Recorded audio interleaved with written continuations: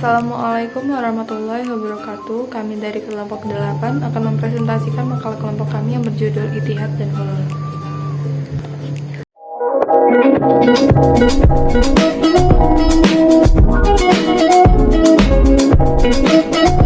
Saya Dia Laila Azhara sebagai pemateri 1 dengan nomor NPM 2251040056 akan menyampaikan materi tentang pengertian ittihad.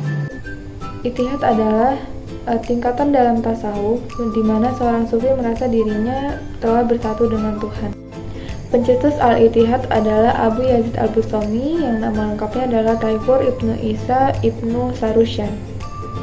Abu Yazid Al-Bustami meninggal pada tahun 261 Hijriah.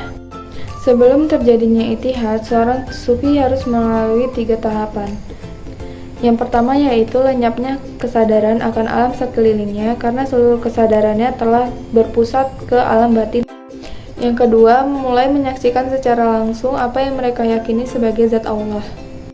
Yang ketiga, lenyapnya kesadaran akan keberadaan dirinya karena telah terhisap dan luluh dalam kesatuan dengan Tuhannya.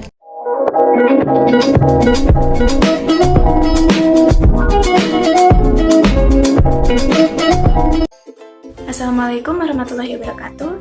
Saya Dia Fatmasari dengan NPM 2251040058 sebagai pemateri kedua akan menyampaikan materi tentang konsep hulul.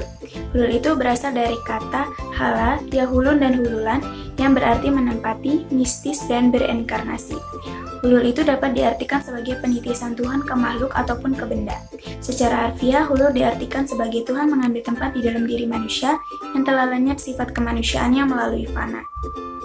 Abu Halaj, seorang ulama tasawuf yang pertama kali mencetuskan tentang konsep hulul, mengatakan bahwa di dalam diri manusia itu terdapat sifat ketuhanan, dan di dalam diri Tuhan itu terdapat sifat kemanusiaan. Dengan demikian, persatuan antara Tuhan dan manusia itu dapat terjadi. Agar manusia dapat bersatu dengan Tuhan, ia harus meninggalkan sifat-sifat kemanusiaannya. Setelah sifat-sifat kemanusiaannya itu ia tinggalkan dan hanya tersisa sifat-sifat ketuhanannya, disitulah Tuhan mengambil tempat di dalam dirinya. Dan saat itulah Tuhan dan manusia dapat bersatu di dalam tubuh manusia.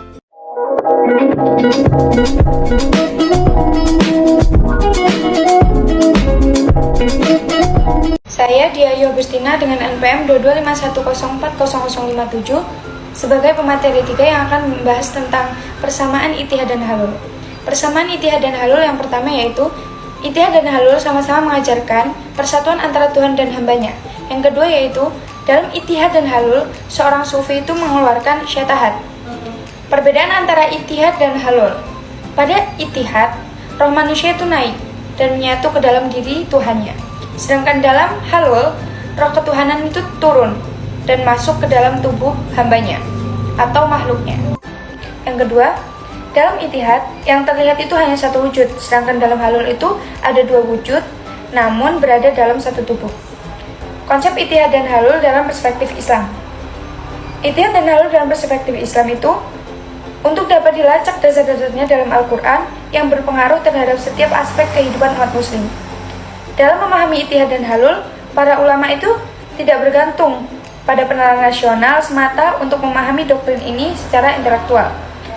Seseorang juga memerlukan kecerdasan intuitif kontemplatif, dan untuk sepenuhnya memahaminya, seorang itu haruslah menjadi seorang sufi.